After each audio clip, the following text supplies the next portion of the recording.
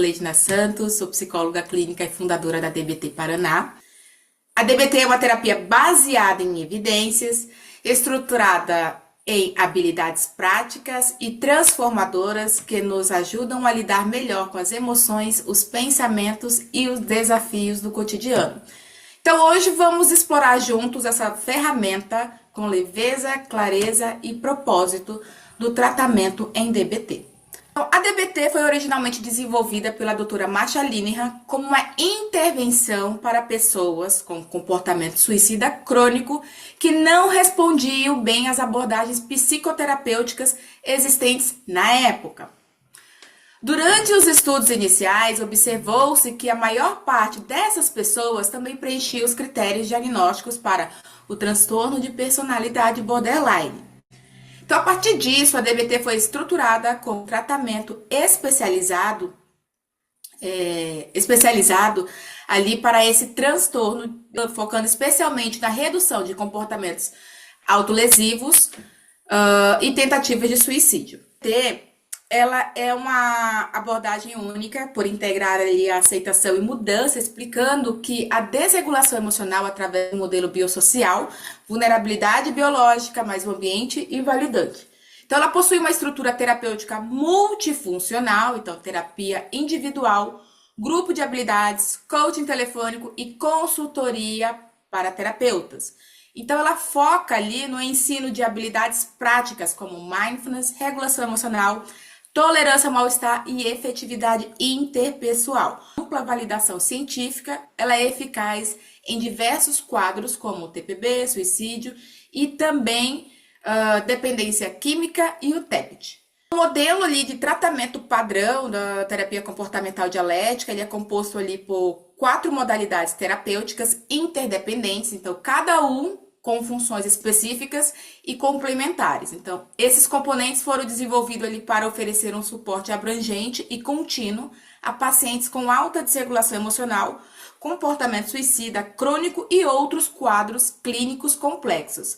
Então, a psicoterapia individual, a função dela principal é aumentar a motivação do paciente para mudar e aplicar as habilidades aprendidas em sua vida cotidiana. Então, através de uma abordagem colaborativa, o terapeuta trabalha metas hierarquizadas, como reduzir o comportamento de risco à vida, como o suicida e o comportamento autolesivo, reduzir comportamentos que interferem na terapia, por exemplo, a evasão e a resistência, reduzir comportamentos que comprometem a qualidade de vida, como o uso e o abuso de algumas substâncias, e desenvolver habilidades comportamentais específicas. Então, a terapia individual também serve ali como um espaço para nós fazermos análise funcional de comportamentos problema e aplicação de estratégias baseadas em validação e mudança. Um outro componente que a gente tem aqui é o treinamento de habilidades em DBT. Então, de habilidades, ele tem a principal função é ensinar habilidades comportamentais específicas para o paciente. O paciente não possui ou utiliza-se de maneira eficaz. Então, geralmente, as estratégias desadaptativas que esse paciente possui serão substituídas pelas habilidades ensinadas no treinamento em DBT. Um outro componente do tratamento em DBT abrangente é o coaching telefônico. O telefônico, ele tem a função de generalizar o uso das habilidades para o ambiente natural do paciente, atuando como suporte entre as sessões. Então, o paciente pode entrar em contato com o terapeuta em momentos de crise ou quando estiver com dificuldades para aplicar as habilidades ensinadas. Esse componente ajuda o paciente a resolver problemas no momento em que ocorre, aplicar estratégias adaptativas em situações reais e evitar recaídas em comportamentos de... O coach é uma estratégia da DBT que ela é estruturada e limitada e não deve ser utilizada como espaço para desabafo ou discussões terapêuticas longas. Vale ressaltar isso daí. Então, nós temos ali o 4º componente do tratamento em DBT, que é a equipe de consultoria clínica. Então, a função da equipe de consultoria é sustentar a motivação e a eficácia terapêutica, oferecendo apoio técnico e emocional para lidar com os desafios clínicos. Então, trata-se de um grupo de profissionais treinados em DBT que se reúne regularmente para discutir casos, revisar intervenções e manter a adesão aos princípios do modelo DBT padrão. Então, a equipe atua como um treinamento de habilidades para terapeutas. Então, a gente fala ali que a ideia é promover a prática de validação e do comportamento efetivo, a prevenção ao burnout, a fidelidade ao modelo de tratamento e a supervisão entre pares. Então, é muito importante que a pessoa que atende casos complexos esteja inserida em uma equipe de consultoria, porque uma das vantagens é essa. Então, o treinamento de habilidades em DBT é um dos 4 componentes centrais do tratamento padrão de DBT. Trata-se de um formato estruturado de ensino de habilidades comportamentais, geralmente conduzido em grupo, embora possa ser adaptado para o formato individual. Vocês sempre vão ver eu falando ali do grupo de habilidades em DBT, mas existe sim a possibilidade do treinamento ocorrer no formato individual. Eu geralmente me refiro ao grupo de habilidades em DBT porque é a forma pela qual eu escolhi trabalhar. Então, a ideia aqui é específica de ensinar habilidades para lidar com situações difíceis, melhorar relacionamentos interpessoais e aumentar a qualidade de vida. Então, a gente ensina ferramentas hábeis para que esses pacientes consigam substituir as estratégias desadaptativas que geralmente eles possuem, ok? O principal objetivo do treinamento de habilidades em DBT é ensinar e fortalecer repertórios comportamentais adaptativos que auxiliem os pacientes a regular suas emoções, tolerar sofrimento psíquico sem recorrer aos comportamentos desadaptativos. O ponto que a gente fala ali também é desse paciente melhorar a efetividade em seus relacionamentos. Temos também a habilidade de mindfulness, que vai ajudar esse paciente a desenvolver a consciência plena. Nós falamos que é uma pedra angular dentro do treinamento de habilidades em DBT. Então, eu preciso do mindfulness para eu seguir com as outras habilidades. O treinamento também tem como meta reduzir comportamentos desadaptativos e aumentar a capacidade do indivíduo de construir uma vida que vale a pena ser vivida. Nós costumamos dizer que o modelo biosocial é a base teórica da DBT para compreender a origem e a manutenção da desregulação emocional, especialmente em pessoas com transtorno de personalidade borderline. Então, de acordo com Linehan, esse modelo do biosocial ele propõe que a desregulação emocional crônica resulta da interação transacional entre uma vulnerabilidade biológica e um ambiente invalidante. Quando a gente fala ali em vulnerabilidade biológica, nós estamos falando ali de características inatas do sistema emocional do indivíduo, como a alta sensibilidade a estímulos emocionais. Da mesma forma, entra ali forte intensidade emocional. Então, respostas emocionais rápidas e intensas. Então, uma alta reatividade dessa pessoa que possui essa hipersensibilidade. E um retorno lento à linha basal. Então, essa pessoa demora em se acalmar. Existe uma demora dessa pessoa em se acalmar após uma ativação emocional. Então, essas características podem ter base genética, neurobiológica ou ser resultado de fatores pré-natais e experiências precoces. Só que nós costumamos dizer que somente a biologia não é o suficiente para a pessoa abrir um quadro. Então, nós vamos precisar do quê? Um ambiente social invalidante. O que nós queremos dizer? Um ambiente invalidante é um contexto relacional ou familiar que não reconhece, minimiza, ignora ou pune a expressão emocional da criança. Então, esse ambiente pode reforçar a supressão emocional, então a pessoa não poder expressar suas emoções, desencorajar a nomeação ou validação das emoções e recompensar a pessoa apenas quando ela manifesta respostas emocionais extremas. Então, o ambiente invalidante não precisa ser intencionalmente abusivo, pode ocorrer em famílias bem intencionadas que não sabem como lidar com as emoções intensas. O que nós costumamos falar?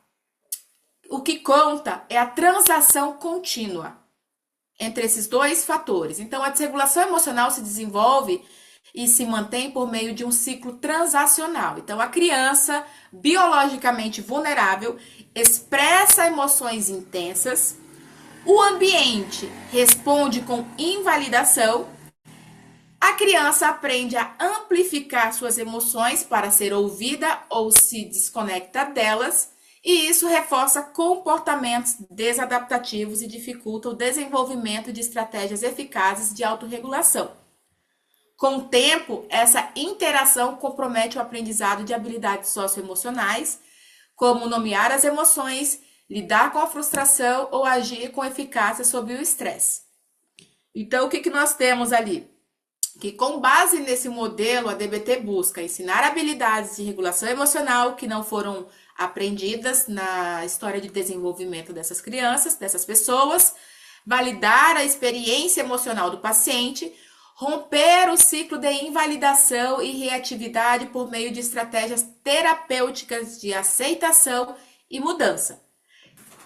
Uma pessoa sem uma vulnerabilidade biológica evidente pode, em alguns casos, desenvolver quadro de desregulação emocional se ela for exposta por tempo prolongado a um ambiente invalidante?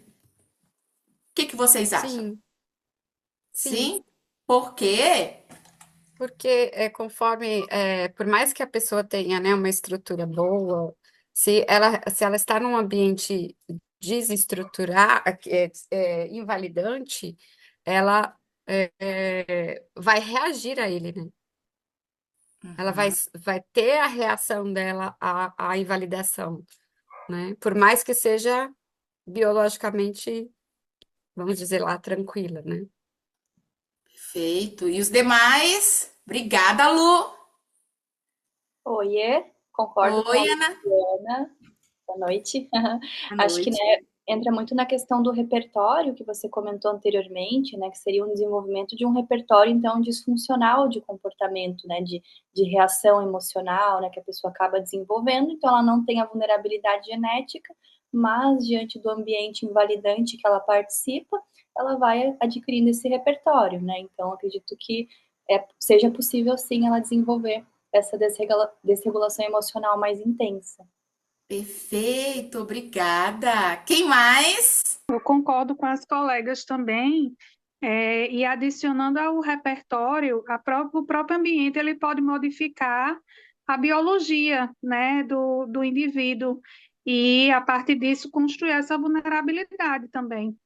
Então, a exposição a um estresse crônico, de repente, ela mobiliza, né, biologicamente o organismo de uma determinada forma que também pode vulnerabilizar esse organismo que antes podia nem ser vulnerável, tá certo? Perfeito. Sim, Isso. claro, obrigada. Estou muito orgulhosa da colocação de cada uma, tá? Então, é exatamente isso mesmo, tá? Então, sim, uma pessoa sem uma vulnerabilidade biológica evidente pode, em alguns casos, desenvolver quadros de desregulação emocional se exposta por tempo prolongado a um ambiente altamente invalidante. Então, como que isso seria possível? Vocês descreveram muito bem. Então, embora o modelo biosocial enfatize a interação entre fatores biológicos e ambientais, Linehan reconhece que o ambiente tem um papel ativo na formação e modelagem do funcionamento emocional.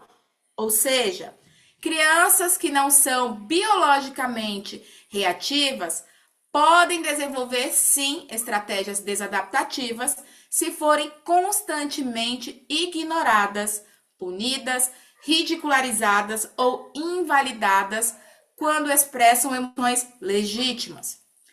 Nós falamos também ali no quesito que a exposição prolongada à invalidação pode levar ao desaprendizado de respostas emocionais saudáveis e ao desenvolvimento de estratégias de enfrentamento ineficazes, como evitação, supressão, impulsividade e até mesmo comportamento explosivo. Então, com o tempo, isso pode levar à sensibilização emocional secundária, tornando o sistema emocional da pessoa mais reativo do que era inicialmente, certo? Linehan afirma que o ambiente invalidante reforça padrões desregulados de expressão emocional ao recompensar extremos, por exemplo, só reagir quando a criança grita ou explode, e punir vulnerabilidades emocionais sutis. Isso interfere no desenvolvimento do que ela chama ali de mente sábia, da autoeficácia emocional e da regulação comportamental, mesmo em pessoas sem disposição biológica inicial. De acordo com Marsha Linehan, a desregulação emocional é definida como a incapacidade, mesmo quando os melhores esforços são aplicados para alterar ou regular sinais emocionais, experiências, ações, respostas verbais e até mesmo expressões não verbais sob condições normativas. Então, nós temos ali que a vulnerabilidade emocional aumentada, como emoções negativas intensas, como linha de base, alta sensibilidade a estímulos emocionais, respostas emocionais intensas e o retorno lento ao estado emocional de base após uma excitação emocional. Então, essa condição é caracterizada por uma combinação de incapacidade de regular emoções intensas, resultando em excesso de experiências emocionais dolorosas, dificuldade de redirecionar a atenção após a ativação emocional. Nós temos ali um contexto de distorções cognitivas e falhas de processamento de informações, comportamentos impulsivos ligados a emoções fortes, e temos também dificuldade em manter comportamentos dirigidos a metas quando em estados emocionais intensos. Um outro ponto que a gente tem também é a tendência a congelar ou dissociar sob estresse elevado. A DBT entende essa desregulação como resultado de uma interação entre essa vulnerabilidade biológica e o ambiente invalidante, sendo essa a base da teoria biosocial Marsha Linehan. Então, isso significa que pessoas com uma predisposição biológica à alta reatividade emocional, que crescem em ambientes que invalidam suas emoções, aprendem a não confiar ou reconhecer seus próprios estados internos, o que intensifica essa desregulação. A DBT ela ensina que as emoções não são inerentemente ali boas ou ruins. Elas são respostas naturais, breves, sistêmicas e adaptativas a estímulos internos ou externos. E todas têm uma função importante para a sobrevivência e a comunicação social. Dado isso que eu tenho falado para vocês, eu gostaria de questionar vocês se não existem emoções boas e nem ruins. Por que os manuais da Linehan usam termos de emoções negativas e emoções positivas? A resposta ali está na linguagem funcional e pragmática adotada no manual de DBT. Os termos emoções negativas e positivas são usados não como um julgamento moral ou de valor, e sim para indicar. Negativas, quando eu falo em emoções negativas, eu estou me referindo ali a emoções que são geralmente desagradáveis ou dolorosas de sentir, como medo, raiva, vergonha, culpa, tristeza. Emoções positivas. Emoções geralmente prazerosas ou agradáveis, como alegria, amor, gratidão, esperança. Essa distinção é descritiva, não valorativa. Ela é útil clinicamente para a gente mapear a experiência emocional do nosso paciente, identificar padrões de esquiva ou supressão e desenvolver habilidades específicas para regular cada tipo de emoção. Então, o ponto da DBT. Então, embora use essa nomenclatura, a DBT deixa claro que emoções chamadas de negativas têm funções importantes, como proteger, sinalizar injustiça, motivar mudanças ou indicar limites que foram violados. Emoções positivas também precisam ser reguladas, especialmente quando intensas ou fora de contexto. Exemplo, euforia impulsiva em transtorno bipolar, que pode levar a comportamentos prejudiciais. Portanto, a DBT não rotula emoções como boas ou más, mas reconhece que algumas são mais difíceis de tolerar, outras são buscadas com maior frequência. Todas podem se tornar desadaptativas quando não são reguladas de forma eficaz, certo? Então, esse é o cerne da regulação emocional na DBT. Ensinar como viver com todas as emoções de forma consciente, mindfulness, de forma consciente, efetiva e hábil, sem julgamento. DBT. Ensinar habilidades é fundamental porque, segundo a teoria central de Marshall-Linehan, muitos comportamentos desadaptativos, como explosões emocionais, comportamento autolesivo, abuso de substâncias ou relacionamentos caóticos, não são sinais de maldade, manipulação ou falha moral, mas sim de déficit de habilidades específicas. Então, de acordo com Marshall-Linehan, há três razões principais para nós ensinarmos habilidades para esses pacientes. Muitas pessoas com diagnóstico de transtorno de personalidade borderline nunca aprenderam habilidades básicas de regulação emocional, como identificar, nomear, modular, responder às emoções de maneira hábil. Outro ponto, efetividade interpessoal. Pedir o que precisa, manter relacionamento, dizer não de maneira hábil. Outro ponto, tolerância ao mal-estar. Suportar dor sem recorrer à impulsividade. E, por último, mas não menos importante, as habilidades de mindfulness, que é justamente observar seus pensamentos e emoções sem julgamentos. Ou seja, esperar que ajam de forma hábil sem ensiná-los seria como esperar que alguém resolva uma equação sem nunca ter aprendido matemática. Por isso que a gente acaba ensinando as habilidades. O outro ponto que a gente fala também é que os ambientes invalidantes não ensinaram nem reforçaram essas habilidades. Então, muitos desses indivíduos cresceram em ambientes que invalidavam suas emoções, por exemplo, você está exagerando, é drama, não é para tudo isso. O outro ponto, não modelavam regulação emocional saudável ou até reforçavam comportamentos desadaptativos. Então, só prestavam atenção quando havia crise. O que acontece? Eu estava até falando numa aula esses dias que teve uma adolescente que ela nunca tinha a atenção dos pais. Então, a partir do momento que ela começa, ela nem se autolesionava mesmo, ela só começou a raspar o braço ali com o cartão. Os pais começaram a ficar preocupados e começaram a encher essa menina de cuidado. Sem perceber o que eles fizeram. Na tentativa de ajudar, o que eles fizeram? Reforçaram o comportamento. Reforçar o comportamento. Exatamente, reforçaram o comportamento. Vocês entendem o porquê da gente puxar esses pais para o tratamento?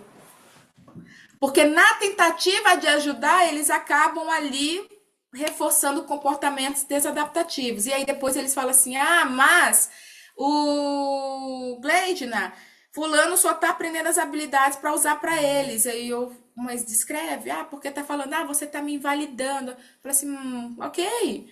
Pode ser que a emoção dele ou dela é válida, a dor, o sofrimento é válido. E ainda assim você pode discordar do comportamento desadaptativo, você pode invalidar. Então, sim, existem alguns pontos específicos que a gente vai invalidar. A invalidação ela cai como uma luva. Então, nas estratégias desadaptativas. Ok, gente? Que fique bem claro aqui. Um outro ponto que a gente fala ali é que as habilidades são alternativas aos comportamentos problema. Então, os comportamentos desadaptativos frequentemente possuem a função de regulação emocional. Então, foi a estratégia que ele encontrou para regular sua emoção. Por exemplo, a autolesão pode acalmar essa pessoa momentaneamente. Gritar pode afastar o abandono. Usar substâncias pode aliviar, entorpecer a dor emocional.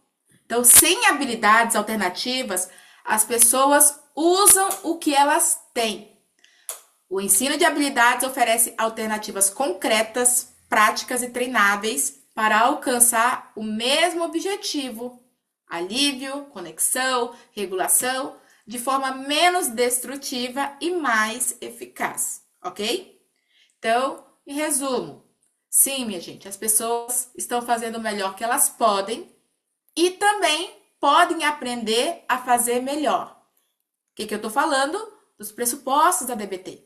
Então, o pressuposto número 1, ele fala: as pessoas estão fazendo o melhor que elas podem. Então, partimos do princípio de que os pacientes não são difíceis, mas estão em sofrimento e sem ferramentas adequadas. Ao fornecer essas ferramentas, ajudamos esses pacientes a construir uma vida que vale a pena ser vivida.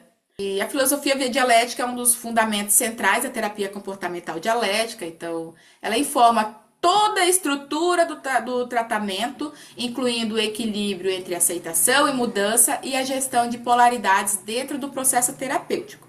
Então, na dialética, qualquer ideia, tese, naturalmente gera uma oposição, antítese. O conflito entre essas duas forças é resolvido por uma síntese, que integra os elementos válidos de ambas e gera uma nova perspectiva ou resposta mais funcional, uma resposta mais adaptativa. Então, como que nós aplicamos isso dentro da DBT? A DBT vê o sofrimento emocional como resultado de polarizações internas que os pacientes não conseguem resolver sozinhos. Então, eu vou dar um exemplo para vocês. Tese: eu preciso ser aceito como eu sou. Antítese: eu preciso mudar o meu comportamento. Síntese: eu sou digno de aceitação e posso aprender a mudar. Fica claro para vocês? Isso são falas, são pensamentos que comumente, quando a gente faz análise em cadeia, são dentro da análise em cadeia. Então, eu estou trazendo para vocês. Então, um outro que a gente sempre tem quero me aproximar das pessoas. Uma tese. Antítese: tenho medo de ser abandonado. Síntese: posso me relacionar com segurança e autonomia. Faz sentido para vocês? Então, como que vocês acham que essa síntese leva ao equilíbrio? Através do processo dialético, o paciente aprende a regular as emoções sem se fundir, sem se afogar nelas e também nem suprimi-las. Um outro ponto que a gente fala é de reestruturar pensamentos desadaptativos sem negar a realidade emocional e também controlar comportamentos impulsivos, substituindo-os por ações hábeis. Então, esse equilíbrio é o que a DBT chama de vida que vale a pena ser vivida. Um estado em que a pessoa é capaz de agir com consciência, intenção e eficácia sob o mesmo sofrimento emocional, mesmo quando ela esteja em sofrimento emocional, ok? Então, nós falamos ali em DBT que a síntese dialética é um processo contínuo. Então, a síntese não é um destino final do tratamento, e sim é um processo ativo e dinâmico. Então, o paciente com alta desregulação emocional, ele vive em constante conflito entre impulsos e metas, vulnerabilidade e necessidade de controle. A DBT ensina a navegar essas tensões com habilidades práticas até que o paciente possa fazer sínteses por conta própria. Então, a meta principal da DBT é ajudar o paciente a desenvolver a capacidade de síntese dialética para alcançar o equilíbrio entre emoção, razão e ação efetiva, ao invés de viver preso em extremos desadaptativos, porque a própria Marsha Linehan fala que as extremidades geram sofrimento emocional.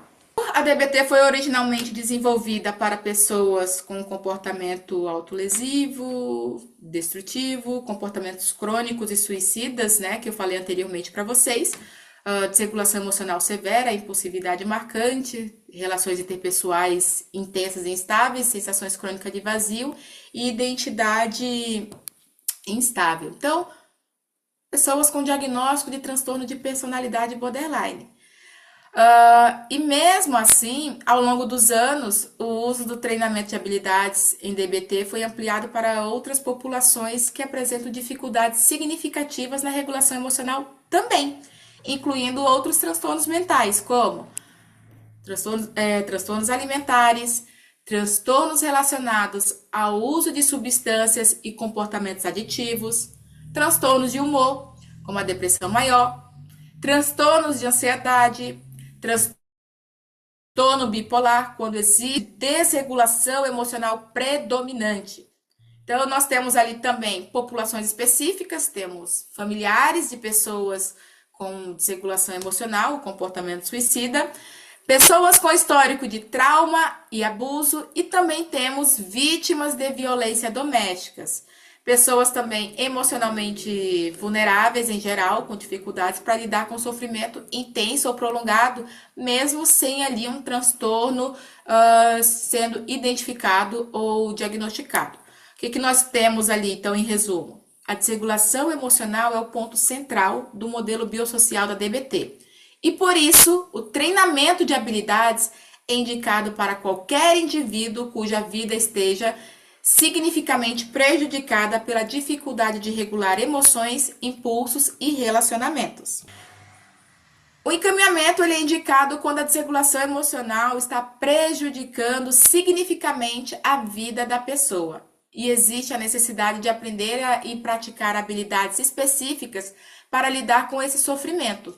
Então, encaminhar os pacientes em casos em que ele tem dificuldades claras de habilidades comportamentais, ou seja, ele não sabe como regular as emoções intensas. Esse paciente tem dificuldades para lidar com o sofrimento sem agir impulsivamente. E até mesmo essa pessoa, esse indivíduo, não consegue manter relacionamentos estáveis ou falha em agir de maneira eficaz quando está em crise emocional, ok? A pessoa mostra ali também, no outro ponto que a gente fala, né, no caso ali, quando a pessoa mostra comportamentos desadaptativos crônicos, como tentativas de suicídio, ou menor frustração, ou menor desconforto ali, comportamento autolesivo, uso problemático de substâncias, comportamentos impulsivos graves e a evitação. Várias terapias e essa pessoa não se beneficia apenas da psicoterapia individual. Então, apesar do insight, o paciente não consegue aplicar ali o que ele aprende em momentos críticos. Então, ele demonstra repetidamente que falta repertório prático para lidar com as emoções e situações difíceis e apresenta resistência ou baixa motivação também. Mas pode se engajar ali melhor em um grupo estruturado e educacional, que nem o treinamento de habilidades em DBT.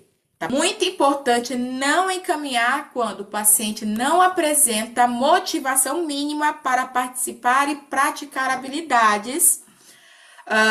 Existe também uma deterioração cognitiva severa que impossibilita o aprendizado estruturado dessa pessoa. E também em caso em que o paciente está em crise aguda sem suporte terapêutico individual. Então, nesse caso, a terapia individual e estabilização são prioridades antes do treinamento. Então, em resumo, encaminhar para o treinamento em DBT quando o paciente sofre com desregulação emocional e demonstra dificuldades em regular emoções. Agir com eficácia e manter comportamentos adaptativos. E quando ele precisa aprender habilidades concretas para viver com mais estabilidade e autonomia. Fica o papel do treinador de habilidades em DBT é ensinar, treinar e reforçar ativamente o uso de habilidades comportamentais com pacientes que apresentam desregulação emocional severa. Então, de acordo com o manual de DBT, habilidades e aumentar essa capacidade por meio de ensino sistemático e prático de habilidades da DBT. Então, o treinador de habilidades, ele acaba encorajando a sua aplicação constante dessas habilidades no cotidiano. Esse paciente leve ali para o dia a dia. Então, nós temos funções específicas do treinador de habilidades, que é ensinar as habilidades comportamentais estruturadas, mindfulness, regulação emocional e efetividade interpessoal e tolerância. Além de ensinar essas habilidades, o treinador de habilidades estimula a prática entre sessões. Então, atribui tarefas semanais com base nas fichas de habilidades, as habilidades que esses pacientes aprendem dentro do treinamento. Avalia e discute os feedbacks, as dificuldades de aplicação, de generalização, de colocar essas habilidades no dia a dia. E ajuda também o paciente a superar barreiras práticas e emocionais que dificultam o uso dessas habilidades. Tem um outro também que eu sempre falo, que é o modelar atitudes dialéticas. Então, o treinador de habilidade, ele demonstra a validação e estímulo à mudança ao mesmo tempo. Então, ao mesmo tempo que eu demonstro validação, e eu acabo também estimulando esse meu paciente à mudança, equilibrando as estratégias. E incentivo também o paciente com empatia, com firmeza e clareza no manejo com essas habilidades. E também procura manter um estilo não julgador, colaborativo e engajado no treinamento, ok? É muito importante o treinador de habilidades trabalhar em equipe com o terapeuta individual. Então, embora o treinador de habilidades não substitua a terapia individual, ele precisa manter coerência com o plano terapêutico. Isso é muito importante. Então, em casos de DBT padrão, o terapeuta individual e o treinador se comunicam regularmente por meio da equipe de consultoria, certo? Então, é muito importante que haja essa comunicação. O papel do treinador de habilidades em DBT padrão, com pacientes ambulatoriais com desregulação emocional severa, é aumentar a capacidade por meio do ensino das habilidades em DBT e suscitar a prática dessas habilidades também, ok? Lembrando que o chefe do caso é o terapeuta individual e não o treinador de habilidades. Eu sempre costumo falar ali que o treinador de habilidades ele entra para dar suporte para o terapeuta. Então, trabalha ali em equipe com o terapeuta, tá bom? Então, as habilidades em DBT são agrupadas em 4 módulos principais. Eu vou colocar. Então, as habilidades de aceitação, a gente tem aqui as habilidades de mindfulness, que ajuda o paciente a viver no momento presente com consciência e sem julgamento. Por exemplo, observar, descrever e participar da experiência atual. Praticamente sábia, equilíbrio entre emoção e razão. E adotar uma postura não julgadora, focada e efetiva. Então, essas habilidades entram ali no contexto de aceitação, ok? Nós temos ali as habilidades de tolerância ao mal-estar, o objetivo é ensinar o paciente a lidar com crises emocionais intensas, sem recorrer a comportamentos desadaptativos, como comportamento autolesivo e o abuso de substâncias. Nós temos habilidades TOP, TIP, técnicas fisiológicas, ACEPTs e autocalmar sensorial e por aí vai, aceitação radical e tudo mais, tá bom? Habilidades de mudança. Nós temos ali de regulação emocional, que o objetivo é ajudar o paciente a entender, nomear, modificar as emoções, e a de efetividade interpessoal, que o objetivo é ensinar a pessoa a construir e manter relacionamentos saudáveis e respeitar a si mesmo e alcançar metas interpessoais. Então, eu trago para vocês aqui um resumozinho dessas habilidades que a gente trabalha dentro do treinamento em DBT. De habilidades em DBT, em grupo ou formato individual. Como eu falei anteriormente para vocês, vocês vão me sempre falando do treinamento de habilidades em DBT em grupo, porque é a maneira com que eu trabalho. Só que existe essa possibilidade também do individual. O formato grupal é o mais utilizado e recomendado para o treinamento de habilidades em DBT, de acordo com o próprio manual de treinamento. Então, todos os ensaios clínicos citados no manual utilizaram o formato em grupo. Porém, na prática clínica, o treinamento também pode ser realizado de forma individual. O manual foi escrito com base na premissa de que as sessões são conduzidas em grupo, mas muitas das diretrizes podem ser adaptadas ao atendimento individual também, ok? A Marsha Linehan destaca que é mais fácil adaptar o conteúdo grupal para o individual do que o contrário, só para vocês terem ideia. Então, nós temos ali vantagens do treinamento em grupo, questão de custo, benefício, suporte social e aprendizado, também estrutura mais prática para a implementação sistemática de habilidades, certo? Temos vantagens também no individual, questão de maior flexibilidade, então pode atender pacientes com dificuldades específicas, por exemplo, fobia social. Temos ali a duração média, 6 meses, isso é variável, ok? Então, o tempo de duração do programa de habilidades varia conforme o contexto e a população, mas o padrão sugerido no manual é 6 meses, o que geralmente cobre um ciclo completo de 4 módulos. Então, mindfulness, tolerância ao mal-estar, regulação emocional e efetividade interpessoal, certo? Então, cada módulo pode durar de 4 a 8 semanas, dependendo do número de sessões e da profundidade com que as habilidades são ensinadas. Então, o manual, ele também afirma que o treinamento pode ser estendido ou até mesmo encurtado, conforme a gravidade dos sintomas, os objetivos clínicos e a disponibilidade dos pacientes. E o treinamento também pode ser repetido, pois a repetição é considerada útil e muitas vezes necessária, especialmente em casos mais graves. Então, TPB, suicídio crônico. Eu sempre falo, 6 meses passa voando. Quando você menos espera, já acabou o treinamento. E aí, o ideal é justamente você passar os 12 meses. Por quê? É o que eu sempre falo para eles. Você levou muitos adultos, vêm para nós com 40 anos, 45, 35. Eu falo, você passou a vida inteira construindo esse repertório. Todo esse padrão que você tem.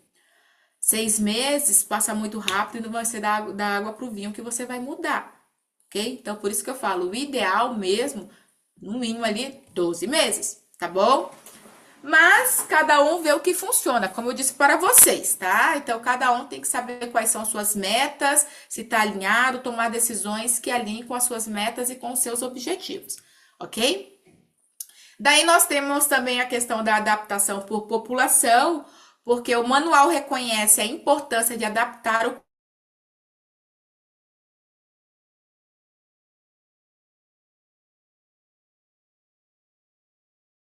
emocional severa.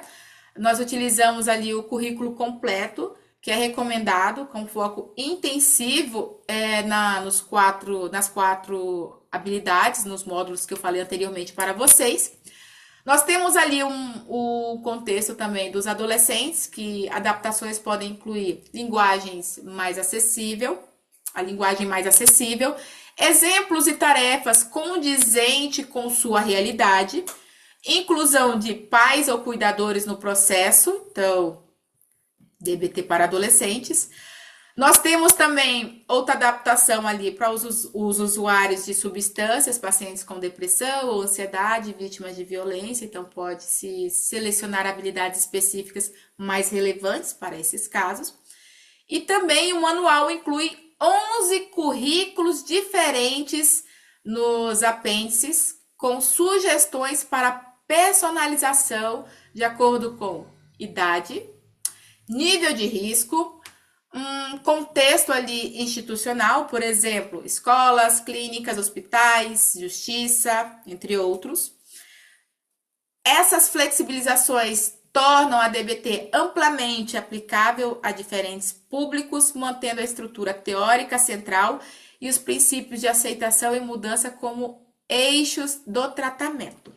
A DBT possui uma ampla validação empírica, com estudos controlados que comprovam sua eficácia para o borderline, depressão e desregulação emocional, uso de substância, TEPT, adolescentes, entre outros. Então, a gente fala ali que a evidência acumulada justifica o uso de DBT como uma abordagem transdiagnóstica, estável sendo atualmente aplicada em diversas configurações clínicas ao redor do mundo. Que as habilidades não eliminam a dor, mas ensinam como a navegar por ela. Sintetiza perfeitamente ali a filosofia da DBT, da terapia comportamental dialética, e o propósito central do treinamento de habilidades também. Então, a dor emocional é inevitável. Todos os seres humanos experienciam sofrimento em algum momento da vida. Perdas, rejeições, fracassos e injustiças. A DBT não promete uma vida sem dor. A DBT promete uma vida com mais recursos para lidar com ela.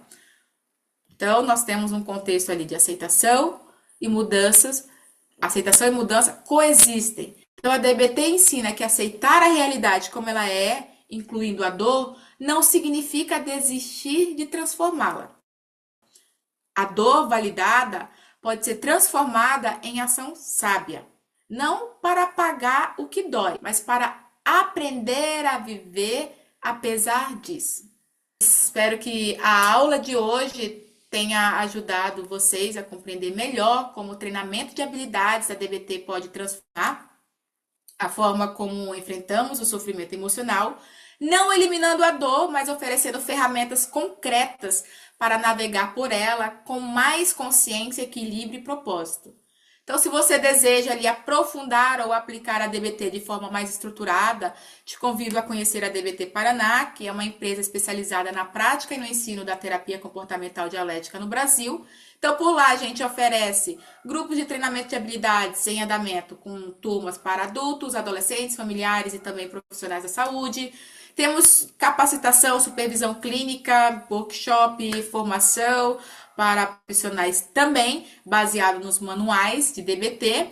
Nós temos ali também, no dia 24 de junho, a gente vai ter o curso de terapia comportamental dialética, DBT de A a Z, então uma introdução prática, que vai abordar ali uma jornada intensiva sobre as ferramentas essenciais do DBT, com foco em como usar as habilidades dialéticas com clareza, segurança e resultados reais. Você é profissional da saúde mental na sua prática mais efetiva, ou mesmo se é paciente, familiar ou alguém que busca mais equilíbrio emocional, então a DBT Paraná é o lugar para você. Tá? Até a próxima.